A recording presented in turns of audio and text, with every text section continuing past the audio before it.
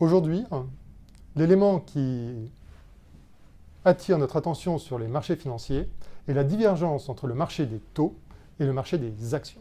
D'une part, nous avons un marché des taux, où les intervenants de ce marché sont en doute quant à la croissance future, sont en doute quant aux mesures de Trump qui semblent ne pas pouvoir se réaliser, et vont même jusqu'à défier la Fed en priçant des taux bien en dessous des dots et donc des prévisions même des membres de la Fed.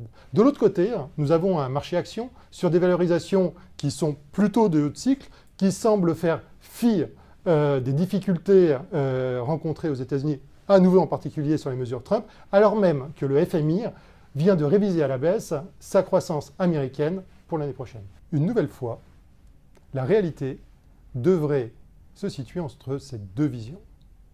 Nous devrions assister à la convergence de valorisation entre, d'une part, les marchés taux et d'autre part, les marchés actions.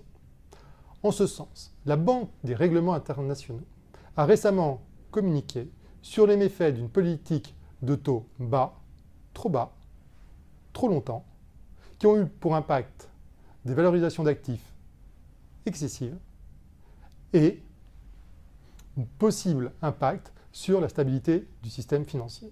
Par ailleurs, la Fed, dont plusieurs de ses membres, se sont exprimés sur la cherté de certains actifs financiers et ont récemment communiqué sur une politique monétaire potentiellement plus restrictive. En conséquence, dans nos portefeuilles, nous avons pris les décisions suivantes.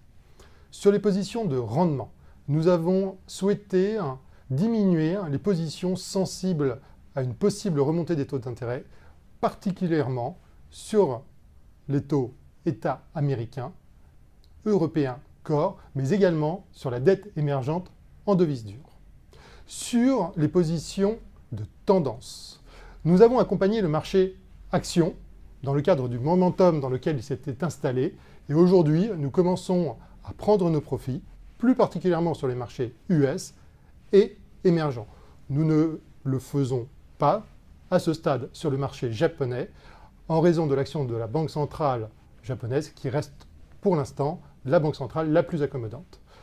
Enfin, sur les positions contrariantes, nous conservons une exposition aux banques américaines qui devraient bénéficier de la pontification de la courbe des taux.